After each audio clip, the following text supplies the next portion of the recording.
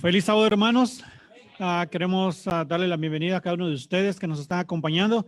De igual manera, a cada uno de los hermanos y amigos que nos están acompañando a través de de Zoom y a través de la línea de teléfono. Voy a invitarles, así como estamos de pie, si tenemos nuestras Biblias, para buscar en el libro de Isaías 1 y el versículo 18. Isaías 1:18.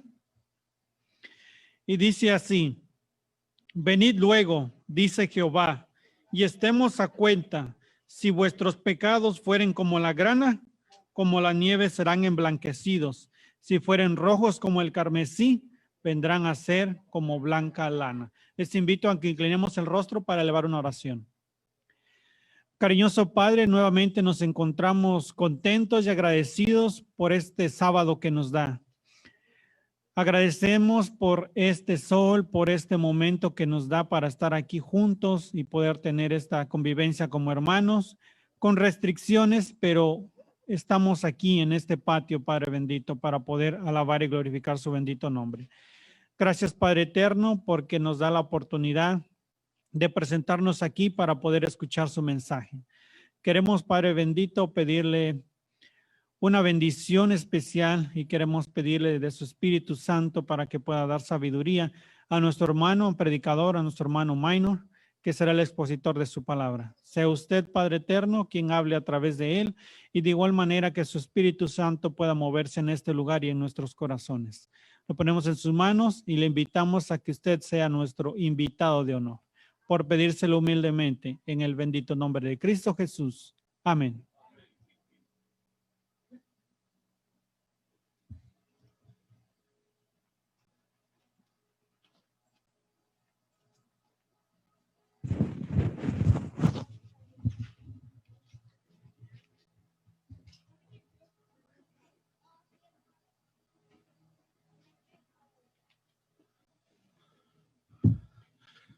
Feliz sábado, familia. Qué bendición, qué alegría nuevamente volvernos a reencontrar y qué mejor que sea en el día santo del Señor. Amén. ¿Cuántos tuvimos un lindo y bonito día de acción de gracias? Estamos agradecidos con Dios porque estamos aquí el día de hoy. Ustedes saben que a mí me gusta escuchar que la iglesia está acá presente, así que constantemente les voy a estar pidiendo que me apoyen para que así juntitos estudiemos la santa palabra de Dios el día de hoy. Y quiero invitarles para iniciar que nuevamente, yo sé que recién tuvimos una oración, pero nuevamente que pidamos juntos la dirección de nuestro Padre Celestial. Y ahí donde se encuentran les voy a pedir que por favor inclinemos el rostro. Amén. Vamos a orar entonces. Padre amado que moras en los cielos, gracias Señor por la bendición que nos das de congregarnos. Nuevamente venimos ante tu presencia con humildad a pedirte que perdone nuestras faltas, que perdone nuestros pecados, Señor. Límpianos con tu sangre. Y pedirte también, Señor, que tu Santo Espíritu se mueva entre nosotros, toque nuestro corazón, transforme nuestra vida. Padre Celestial, por favor, desaparece a este pecador. Háblanos el día de hoy. Y que este sábado sea un sábado en el que podamos decir que hemos tenido realmente un encuentro contigo. Oramos en el nombre sagrado de Cristo Jesús. Amén. Amén. Cuando me invitaron para la predicación del día de hoy y precisamente estábamos con el Día de Acción de Gracias recién llegando, estaba en el dilema de qué predicar. Oramos y le pedimos al Señor que nos indicara de qué debíamos hablar el día de hoy. Y yo preguntaba, queridos hermanos, ¿cuántos estamos felices y alegres y agradecidos con Dios por todas las bendiciones que hemos tenido hasta este momento? Y lo voy a preguntar nuevamente, quiero ver tu mano en alto. ¿Tú estás agradecido con Dios porque hasta ahora el Señor ha estado con nosotros? Gloria a Dios. Gloria a Dios. Gracias a Dios porque nos ha cuidado. Yo quiero empezar contándote una historia. Una historia que es una historia muy bonita para contarles a los niños. Ustedes han escuchado de un gigante, ¿verdad? que fue vencido por un jovencito. Pero saben que ese no fue el único gigante que fue vencido. Si nosotros leemos el libro de los Reyes, si leemos los libros de Crónicas, podemos ver cómo Dios acompañó al pueblo de Israel en diferentes etapas, en todo este proceso con diferentes reyes. Y si vamos al libro de Primera de Crónicas, capítulo 20, no lo vamos a leer ahora, vamos a concentrarnos en el capítulo 21, pero quiero empezar porque es el contexto de lo que hablaremos el día de hoy.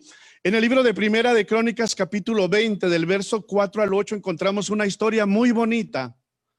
Una historia en la cual nos cuenta que el pueblo de Israel, liderado por el rey David, si usted lee todo Crónicas, venía venciendo a diferentes pueblos, a diferentes reinados, a diferentes ejércitos que querían atacar al pueblo de Israel, pero como Dios estaba con el pueblo de Israel, eran vencidos. Y en el capítulo 20, en esos versos, del verso 4 al 8, encontramos que había un ejército que tenía muchos gigantes. Sí, como los que a veces vemos en la televisión, en los libros, grandísimos. Había, inclusive este relato nos cuenta que había un gigante que tenía 6 dedos en cada mano. Era un hombre enorme. Tenía un total de 24 dedos. Alguien que a los ojos humanos iba a ser imposible poder pelear contra él, una persona común, simple como usted y yo. Pero como el pueblo de Israel estaba con Dios, una persona simple y común, como usted y yo, venció a ese gigante de 24 dedos. El hermano de David venció a ese gigante y al ejército completo de gigantes se le venció. Y si usted lee todo el libro desde el capítulo 1 de Crónicas hasta el capítulo 20, usted se dará cuenta que el Señor bendijo a este ejército y que vencían en cada una de las batallas que enfrentaban con los diferentes ejércitos. Y allí David podía haber dicho tranquilamente: Dios me ha bendecido sobre cada una de estas victorias frente a mis enemigos. Pero saben, David no hizo eso. David, en vez de estar agradecido porque era Dios quien realmente vencía acompañando a este ejército, en vez de estar agradecido como usted y yo lo hicimos ahora, levantando la mano diciendo: estoy agradecido con Dios porque Él me ha cuidado, quiero invitarte a que vayamos al libro de Primera de Crónicas, capítulo 21, y leeremos el verso 1. Primera de Crónicas, capítulo 21, verso 1. ¿Lo tenemos? Dice de la siguiente forma: pero Satanás se levantó contra Israel e incitó a David a que hiciese un censo. El enemigo, cuando ve que tú estás bien, el enemigo, cuando ve que tú has sido cuidado por Dios, que tú has sido bendecido por Dios, el enemigo quiere lo contrario. El enemigo quiere destruirte. El enemigo quiere destruirme a mí.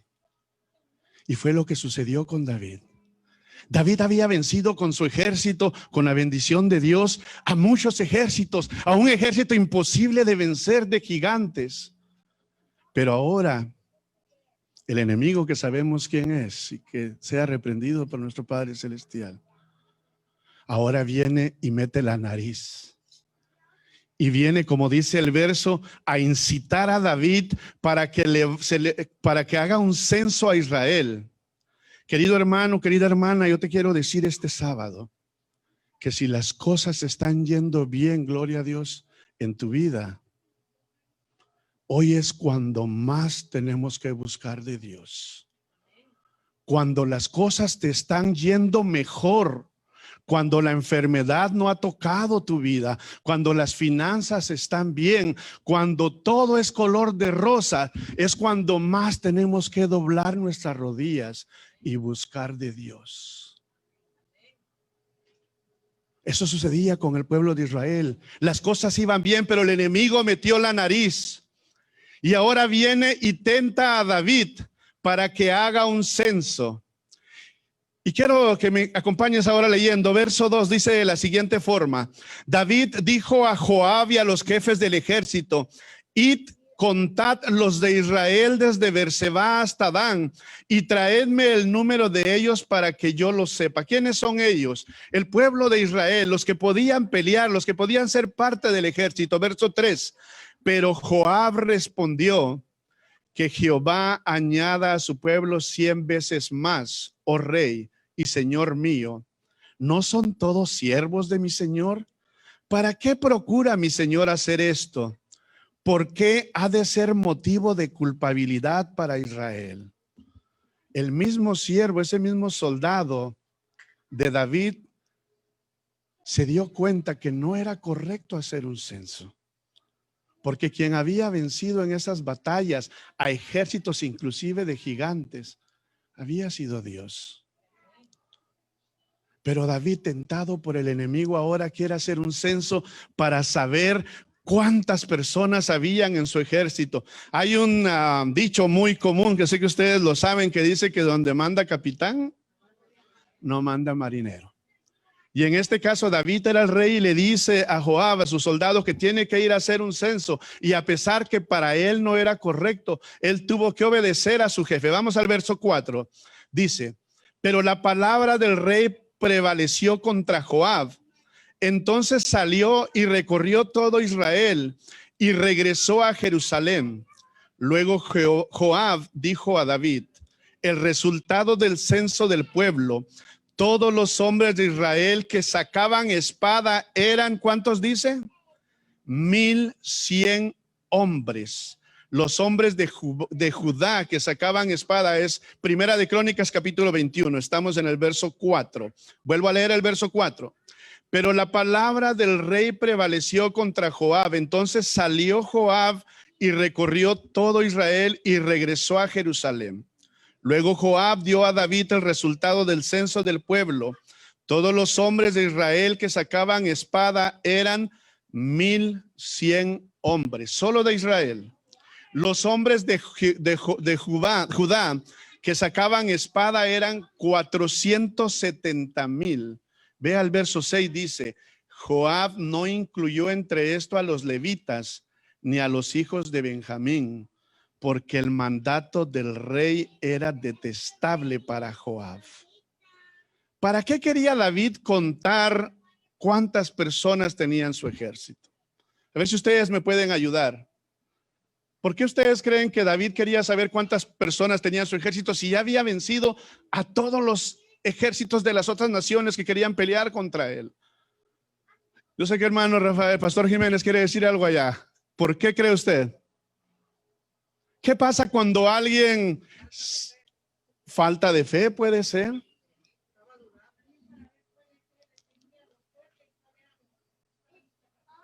Quería saber cuántas personas estaban en capacidad de pelear, pero si quien había vencido era Dios, no eran los soldados. ¿Sabe? Muchas veces cuando las cosas van bien, mis hermanos, y es algo por lo cual yo oro todos los días, personalmente por mí, porque muchas veces cuando las cosas van muy bien con nosotros, nuestra humanidad nos gana y empezamos a dejar de ver y agradecer a quien de verdad tenemos que agradecer, y perdemos el piso y creemos que nosotros somos los buenos. Eso se llama orgullo. Eso se llama vanidad. Y Satanás empezó a tentar a David de esa forma. El hecho de que David quisiera saber cuántas personas tenía bajo su dominio en su ejército era posiblemente para hacerle ver a las demás naciones: yo soy David, el rey poderoso, que tengo más de 1,5 millones de soldados que están dispuestos a pelear por mí, a dar sus vidas por mí. Empezó a perder el foco de lo que era importante, ese orgullo, esa vanidad, esa soberbia. Y mi hermano, mi hermana, les confieso, yo oro por ello todos los días. Y te quiero invitar a que tú lo hagas también, porque como humanos es muy fácil, muy fácil que perdamos la concentración y el foco de lo que es importante, que es Dios en nuestras vidas. Al Señor no le gusta el orgullo, a Dios no le gusta la vanidad. Si hay algo que Dios reprueba es eso, un corazón orgulloso. Vamos a Primera de Crónicas, capítulo 21, seguimos leyendo en el verso 7, dice: este mandato también era malo a los ojos de Dios, quien hirió a Israel. ¿Se dan cuenta? A Dios tampoco le gustó que David haya seguido esa tentación del enemigo y haya pedido que se hiciera un censo para ver cuántos soldados estaban bajo su mandato. El relato nos dice que solo del pueblo de Israel habían 1.100.000 y del pueblo de Judá habían 470.000, más de 1,5 millones de soldados. Ustedes saben, mis hermanos, que su servidor tiene el privilegio de haber nacido en el país precioso de Guatemala. Y en nuestro país tuvimos una guerra. En una predicación hace tiempo se me ocurrió decir que yo era guatemalteco y que era hijo de militar. Y cuando estaba diciendo esto, una de las hermanas que estaba sentada allá atrás dijo: se nota, hermano. Yo no sé si me dijo se nota porque tengo cara de chapín o no sé por qué, o porque será que de militar no creo que tenga cuerpo. Pero eso dijo la hermana y hasta el día de hoy me pregunto por qué dijo eso la hermana allá atrás. En Guatemala, queridos hermanos, nosotros tuvimos una guerra que tardó 36 años, 36 años, perdón, 36 años de guerra. Solamente en los años 80, en la década de los 80, murieron 250,000 personas víctimas de esta guerra. De acuerdo a los cálculos que se hacen, el ejército en Guatemala en esas épocas de los 80 tenía entre ejército y lo que le llaman guardia civil. No sé si en El Salvador, otros países que hayan tenido guerra, tenían esto, que autodefensas civiles, que invitaban al pueblo a que se uniera al ejército y les daban armas para poderse defender. Había alrededor de 500,000 de personas que formaban parte de este ejército. Y yo me acuerdo en mis días de juventud hace muchísimos años, cuando esta guerra era en Guatemala, a donde tú fueras era muy común que tú encontraras militares. Tú ibas en la calle y era muy común ver pasar camiones del ejército, ver pasar jeeps del ejército. Su servidor tuvo la bendición de crecer en una ciudad, pero inclusive dentro de la ciudad, yo recuerdo que varias veces a mis 13 y 14 años me paró el ejército para cuestionarme. Donde usted fuera veía ejército, y le estoy hablando en Guatemala, un ejército de 500,000 personas más o menos. Este relato nos dice que David tenía 1,5 millones de soldados, sin contar un grupo que Joab no quiso contar porque para él fue detestable. Era un ejército grandísimo. En cierta forma, sí, David tenía suficientes argumentos para ser orgulloso y ser vanidoso. Pero ese es el problema que nos puede pasar a nosotros, queridos hermanos, si perdemos de vista lo que es importante, que es Dios, y empezamos a ver nuestros logros que no son nada en comparación a todo lo que Dios creó. Vamos a seguir leyendo acá lo que nos cuenta este relato.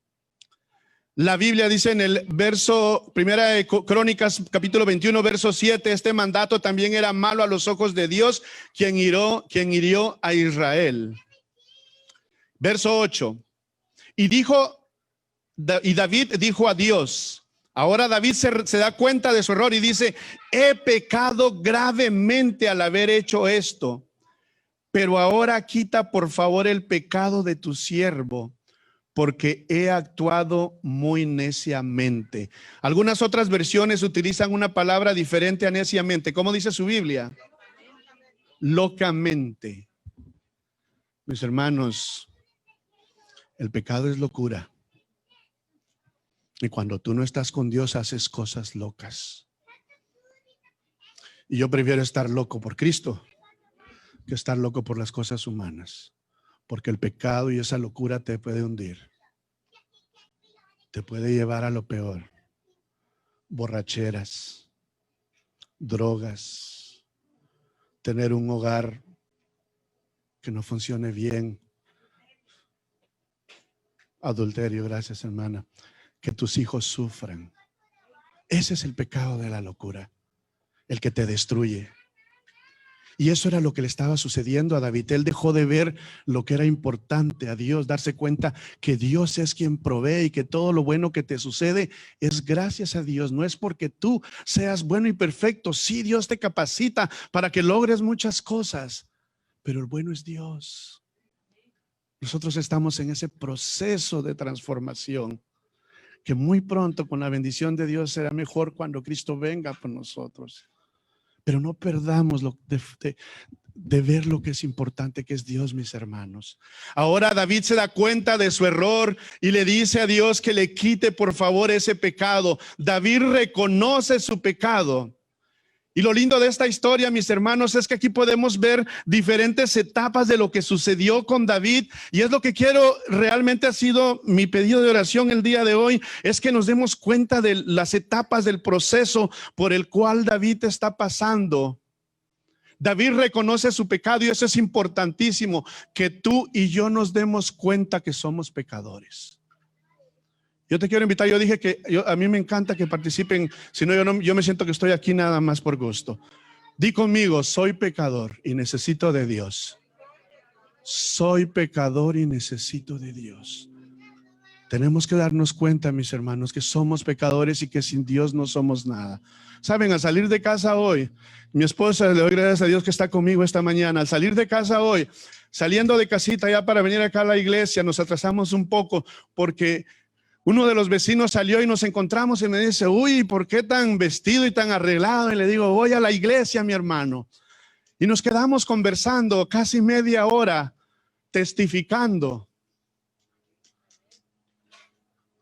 Y platicábamos con él y le decía que esta situación de la pandemia que nos ha tocado enfrentar, ha tocado mucho corazón que estaba duro y que no quería saber de Dios.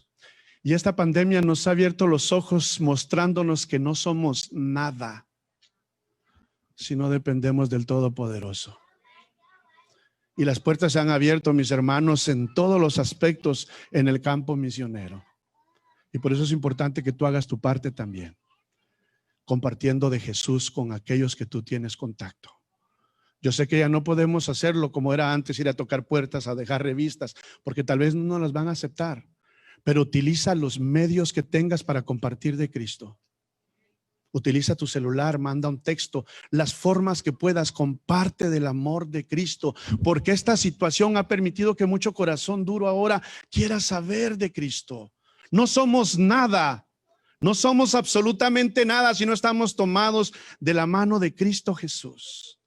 Y David reconoció eso, David reconoció que había pecado. Y él ahora pide perdón por ello y le dice a Dios que le quite su pecado. El paso número 1 es reconocer que somos pecadores. Nuevamente di conmigo, soy pecador y necesito de Cristo Jesús.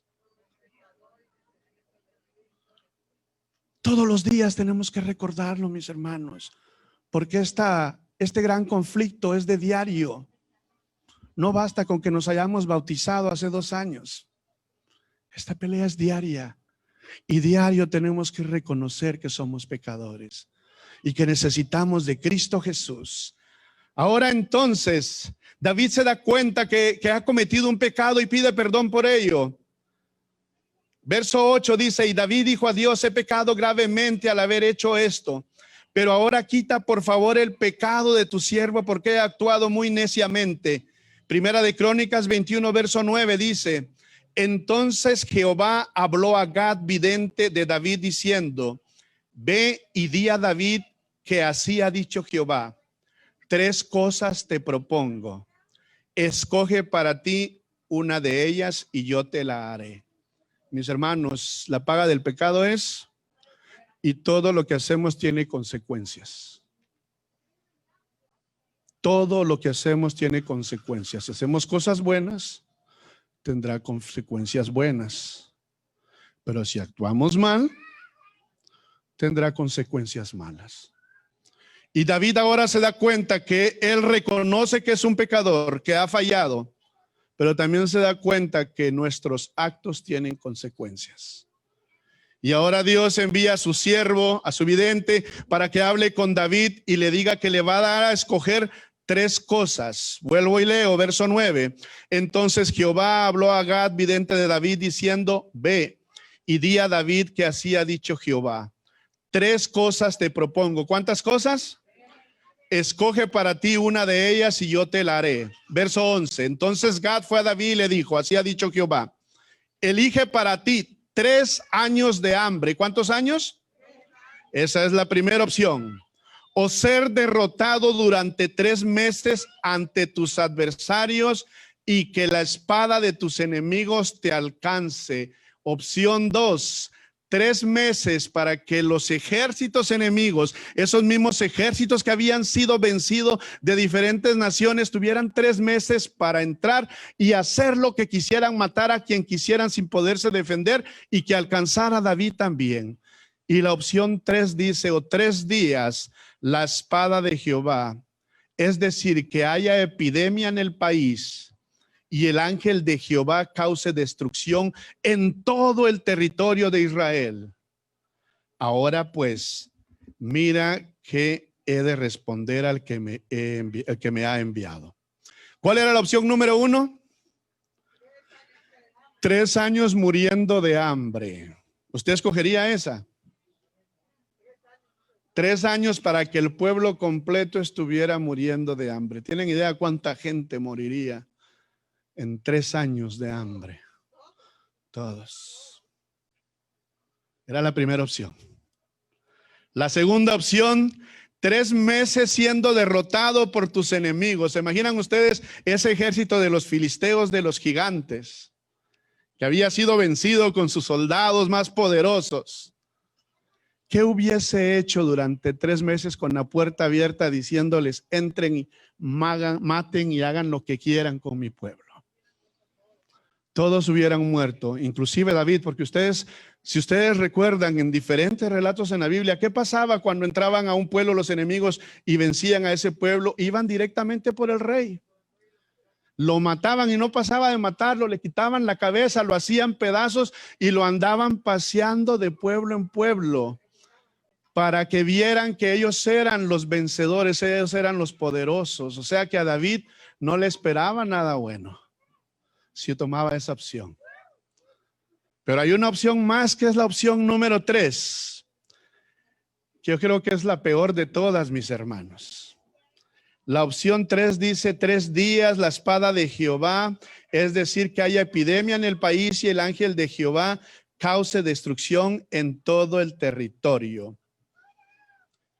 ¿Cuánto tiempo pasó el ángel de Jehová en el pueblo de Egipto en los días de Moisés?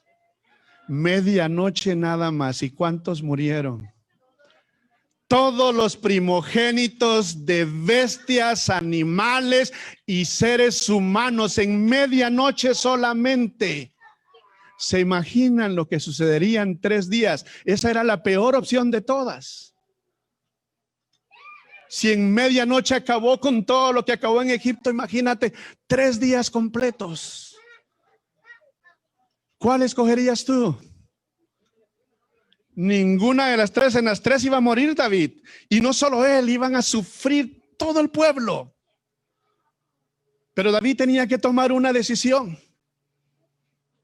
David está desesperado y tiene que escoger una, y en el verso 13 da su respuesta. Dice en el verso 13: entonces David dijo a Gad: estoy muy angustiado.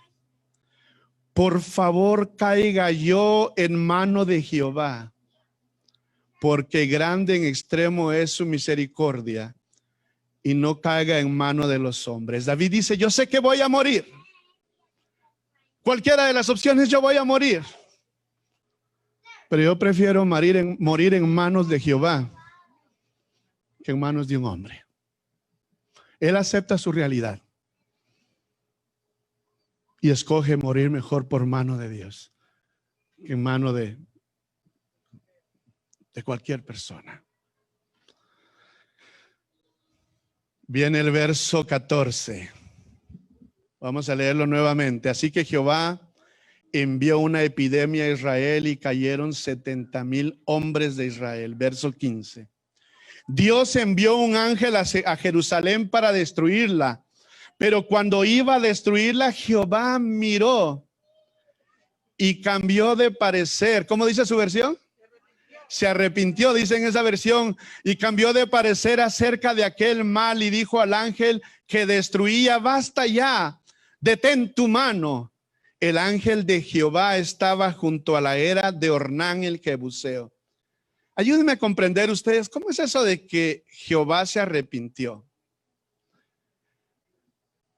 Pensando y tratando de analizar esto, yo quiero pensar que a Jehová le dolió que su pueblo pereciera, que su pueblo sufriera, sus hijos.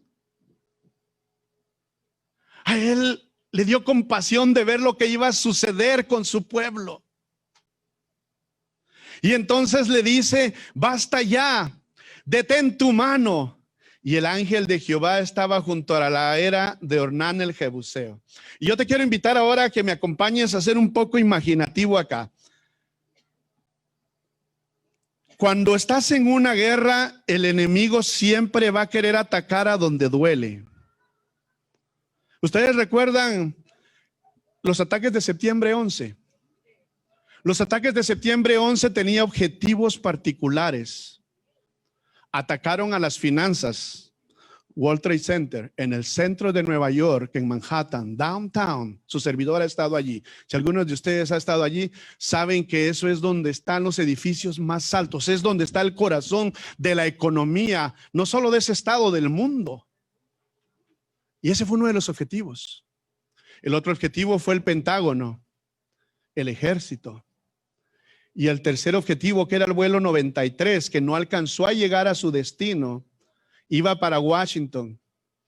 Y se cree que el objetivo era el Capitolio o la Casa Blanca. Es muy común cuando estás en guerra que quieras dañar a donde hace daño, a donde va a doler. Por un decir, si el enemigo o un ejército quisiera atacar a la ciudad de Los Ángeles, no va a empezar a pelear allá por Bakersfield, porque allá no va a hacer daño. Va a querer venir a hacer daño ¿dónde? Al downtown de Los Ángeles. ¿Saben por qué? ¿Qué hay en el downtown de Los Ángeles? Ahí están las finanzas. ¿Qué más hay en el downtown de Los Ángeles? Correcto, ahí están los departamentos importantes del gobierno. El City Hall está aquí en downtown. Ahí es donde está el señor Garcetti, el líder de esta ciudad. Y cuando nosotros leemos aquí que dice que el ángel de Jehová estaba ¿en dónde? En la era de Ornán el Jebuseo. Allí fue cuando Dios le dijo: detén tu mano. Él estaba en una parte alta. Y lo siguiente que miraba, si tú miras el mapa de dónde, porque en este lugar que les sigo de la era de Ornán del Jebuseo es donde está construido el templo de Jerusalén. Es tan especial ese lugar, y los que han estado en Israel, su servidor no ha estado, pero los que han estado en Israel saben que es un lugar específico, estratégico. Desde esta montaña él podía ver lo importante de la ciudad, el palacio de David. ¿Y cómo venía este ángel? ¿Con qué en su mano? Con la espada en su mano. Yo quiero pensar que este ángel iba directo a ese palacio para hacer daño donde tenía que empezar, porque ¿quién era el que tenía la culpa de todo esto? Era David. Pero en ese lugar, ahora Jehová le dice que se detenga, le dice al ángel. Y él se encontraba junto a la era de Ornán el Jebuseo. Verso 16. Entonces David salió, dice. Entonces David alzó sus ojos y vio al ángel de Jehová que estaba entre el cielo y la tierra, con una espada desenvainada en su mano extendida sobre Jerusalén. Y David y los ancianos se postraron sobre sus rostros cubiertos de cilicio. Wow. David, allá en su palacio presidencial, si usted le quiere llamar, en el palacio del rey, él sale en la terraza, en la parte más alta de ese palacio, y alcanza a ver que el ángel de Jehová está entre el cielo y esa montaña, con su espada en la mano, listo para ir por él. Pero ¿qué hizo David? Dice en este verso, el verso 16, David y los ancianos se postraron sobre sus rostros cubiertos de cilicio. Imagínate, David sabe que él es el culpable. Y ahora David está saliendo de su palacio en la terraza y mira que el ángel viene con la espada en la mano. ¿Qué hace él? Se puso de rodillas. Ahí no dice que se puso de rodillas. Se postraron sobre su rostro, se tiró a la parte más baja que existe, que es el suelo. Yo no sé si tú lo has hecho antes, mi hermano. Tu servidor lo ha hecho en más de una ocasión, cuando he sentido que tengo que tirarme hasta lo más profundo que exista para hablar con mi Rey, con el Todopoderoso. El hecho cuando nosotros decimos prostrémonos de rodillas, es eso, es mostrar la humildad que tenemos reconociendo al Todopoderoso. Pero aquí el relato dice que David se tiró al suelo con su cara al suelo, más abajo no podía ir. Y entonces le dice David en el verso 17, ¿no soy yo el que hizo contar al pueblo? Yo soy el que ha pecado y en verdad he actuado mal. Pero estas ovejas, ¿qué han hecho, oh Jehová? Dios mío, por favor, sea tu mano contra mí y mi casa paterna, pero no haya epidemia en tu pueblo. David dijo, yo soy el culpable y estoy dispuesto a pagar por mi error. Pero que tu pueblo no pague. Yo fui el que cometió el error. David se humilla. A este sermón yo le llamé del suelo al infinito. Porque David se dio cuenta que es pecador. Se dio cuenta que había errado. David se dio cuenta que nuestras acciones tienen consecuencias. Y ahora David se da cuenta que su posición es tirarse al suelo y rendirse totalmente al Todopoderoso y pedirle perdón por sus errores. ¿Y sabes qué es lo precioso de este relato? Que nuestro Dios, nuestro Padre Celestial, Jehová, Jesús, sí es el Todopoderoso, pero es lleno de amor. Vamos a seguir leyendo. Verso 20. Perdón, verso 18 dice: entonces el ángel de Jehová ordenó a Gad decir a David que subiera y erigiera un altar a Jehová en la era de Ornán el Jebuseo. David, ¿qué dice?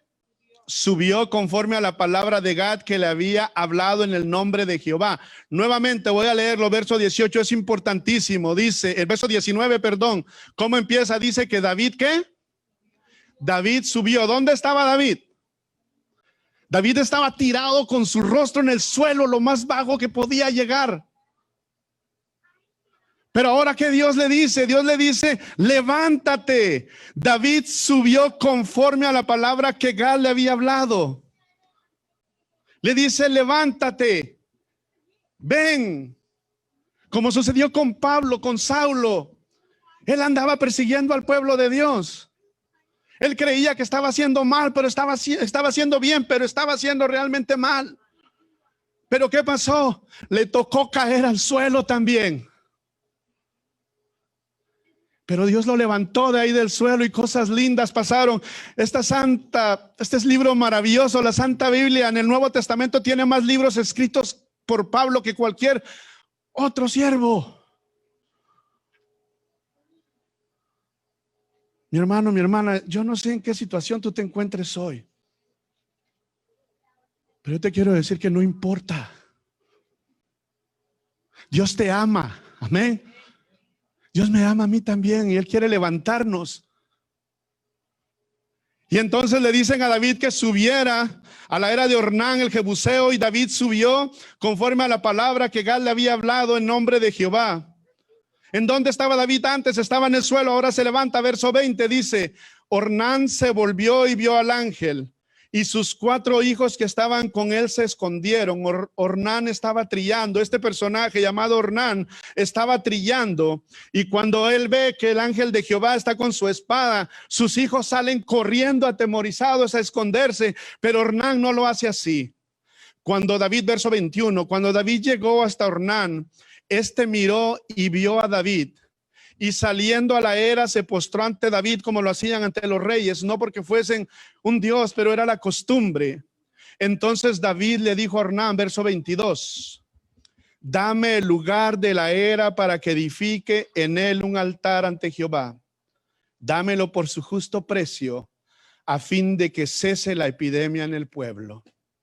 David cumple lo que le dijo Dios por medio de su siervo. Ve a la era de Ornán y edifícale allí para hacerle sacrificio. Y David va siguiendo las órdenes de Dios y llega a este lugar y se encuentra con el dueño de todo ese territorio y le dice que se lo dé. Y Ornán le respondió, tómalo para ti. En el verso 21, tómalo para ti y haga mi señor el rey lo que le parezca bien.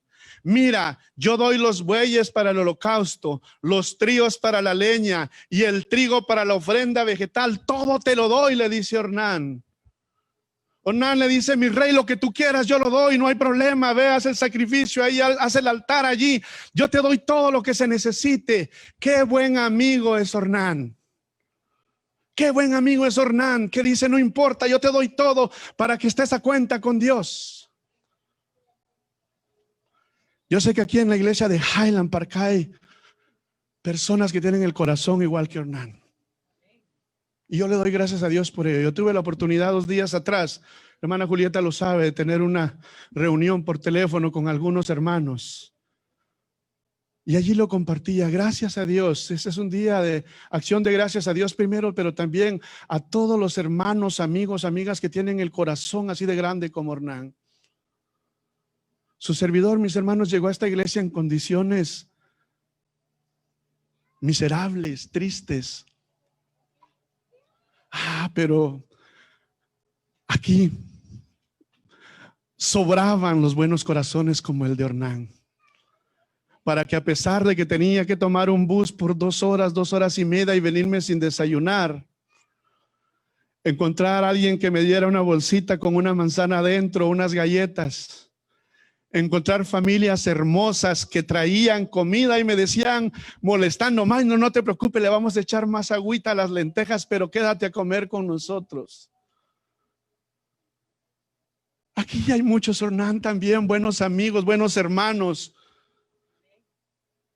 que hicieron sacrificios cuando me miraban que yo me iba a esperar el bus cuando el sol caía.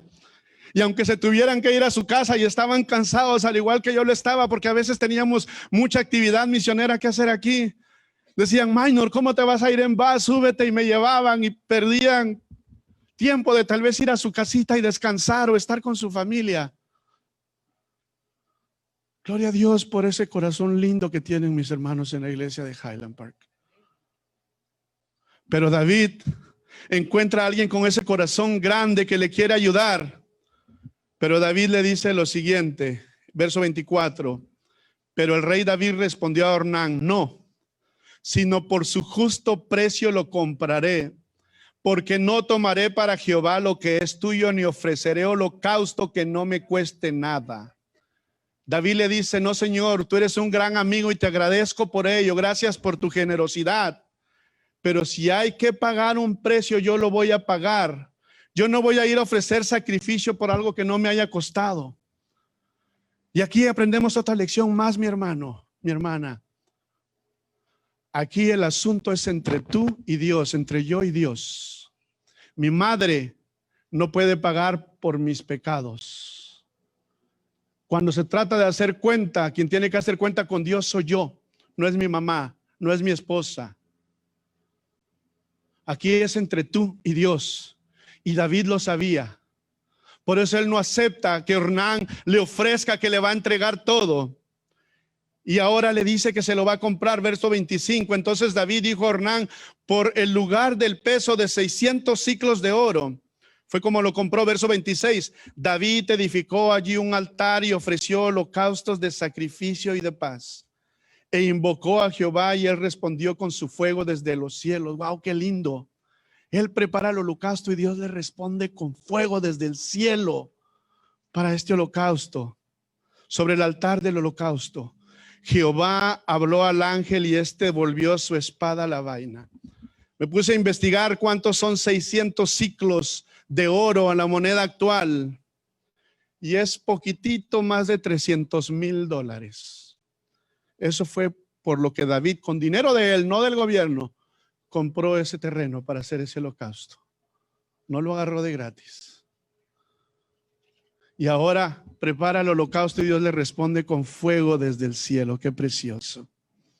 Jehová es bueno, mis hermanos. Amén. Y su misericordia es para siempre.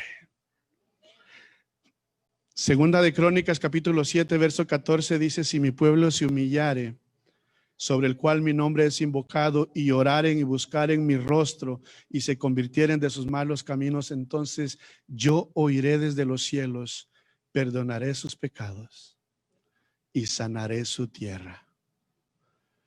Gloria a Dios que hay una vacuna, pero hermanos, nosotros no necesitamos de eso. No me vayan a malentender, yo no estoy diciendo no se la pongan. Pero nosotros tenemos la solución aquí.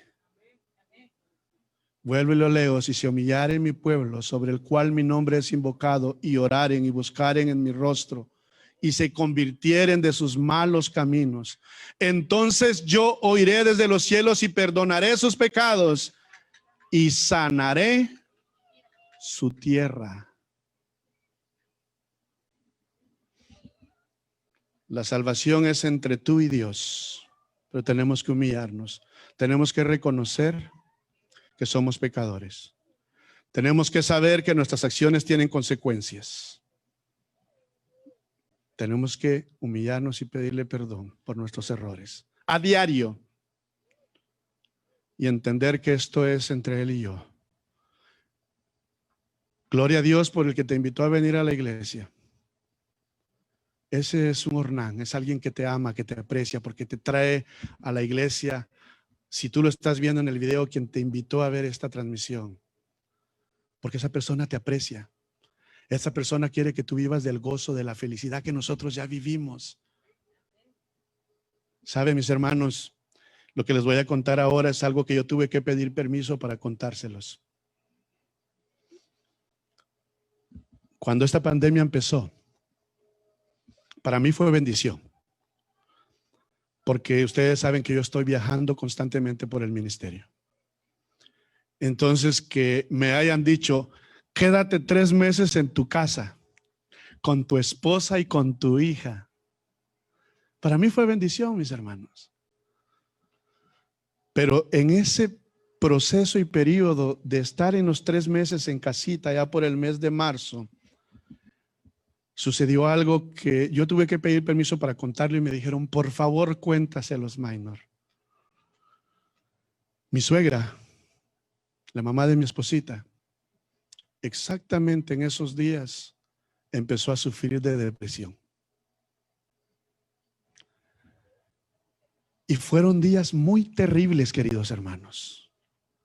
Fueron días terribles porque la ansiedad, la depresión empezó a atacarla. Ella tenía miedo, los nervios los tenía alteradísimos, y usted la podía ver que en el pequeño patio de la casa ella estaba todo el tiempo caminando de un lado para otro, caminando de un lado para otro. Nosotros nos acercábamos a querer hablar con ella y estábamos tratando de entablar una conversación por tal de distraerla, y después de un minuto y medio de estar hablando, nos dejaba hablando y se iba nuevamente y empezaba a caminar. A veces eran las 11 de la noche y: Minor, llévame al hospital, por favor.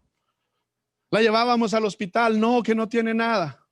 Vamos de regreso a la casa. Al siguiente día, a 6 de la mañana, 7 de la mañana: Minor, por favor, llévame al hospital, no me siento bien. Y vamos al hospital a las 6 de la mañana, a las 10 de la mañana, a las 2 de la tarde, a las 5 de la tarde, a medianoche otra vez. Esos fueron mis 3 meses. Recuerdo un sábado, después de haber escuchado la lección por YouTube de niños con Grace, salimos al patio Y la encuentro llorando como una bebé, corriendo, pero llorando, derramando lágrimas.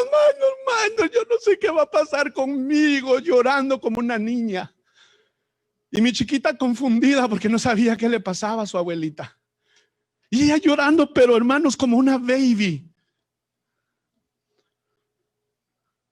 Mis cuñados, mi esposa me decían, Minor, ¿qué va a pasar con mi mamá? Se va a volver loca. Los médicos le dieron medicina. Esas son drogas para dormirla, para tenerla anestesiada. Un solo día la probó. Y mi esposa se enojó conmigo. Lo voy a compartir, mi amor. No te enojes conmigo, por favor. Y mi suegra se fue a sentar ahí en el patio. Después de haber tomado la pastilla, yo la miré recostada con los ojos blancos. Y yo bromeando le dije a mi esposa, mira, tu mamá está bien arribototota, le digo. Y mi esposa se enojó, mis hermanos. Vos no respetás, que no te das cuenta que es mi mamá. Y tenía razón, pero yo lo dije en el ánimo de broma, por levantarles el ánimo. Ella no quiso volver a tomar esas pastillas desde esa primera experiencia que la desconectaron de la realidad. Ella dijo, yo no vuelvo a tomar esto. Recuerdo haber llamado a Saúl Ramos, ustedes lo conocen, para pedirle que me ayudara a darle terapia por Zoom porque no nos podíamos ver en esos días. Recuerdo haber llamado al doctor Roldán para decirle, doctor, ¿qué me recomienda que le demos de comer para ayudarle con este problema de depresión, de ansiedad que tiene? Hermanos, era terrible. No dormíamos en estar yendo al hospital. Imagínate tú que tu mami, alguien que tú amas, estás viendo que poco a poco se está desconectando de la realidad y que no sabes hasta dónde va a llegar. Fue terrible. Pero ¿saben qué aprendí yo de lo lindo de esto, mis hermanos? Que dentro de toda esa situación que mi suegra estaba enfrentando, ella no soltó algo: su Biblia.